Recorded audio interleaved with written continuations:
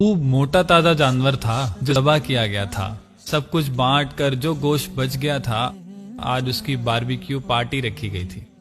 صحن مہمانوں سے بھرا ہوا تھا، سیخیں اتر رہی تھیں اور ساتھ ساتھ کھائی جا رہی تھیں۔ ہنسی کے کہکہوں میں کان پڑی آواز سننا مشکل ہو رہا تھا۔ اس دوران اسے ایک کال آتی ہے جسے سننے کے لیے وہ کونے میں دیوار کی طرف چل پڑتا ہے۔ کال سن کر واپس پلٹ ہی رہا ہوتا ہے کہ اس کے کان میں ایک آواز پڑتی ہے، ابو، لوگ تو سیخیں بنا رہے ہیں اور ہم نے ابھی تک گوشت چکھا بھی نہیں۔ آپ نے تو کہا تھا کہ اس عید پر ہم گوشت ضرور کھائیں گے۔ یہ سن کر اسے ایک زوردار جھٹکا لگا۔ یہ آواز پڑوسی کی 7 سالہ بچی کی تھی۔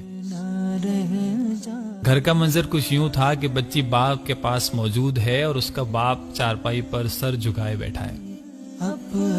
وہ بغیر کوئی وقت ضائع کیے واپس اندر گھر کی طرف لپکا۔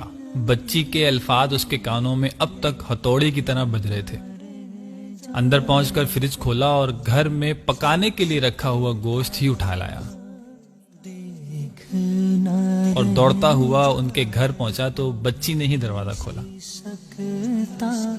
جیسے ہی بچی کی نظر گوشت پر پڑی اس کی آبدیدہ آنکھوں میں چمک سی آ گئی۔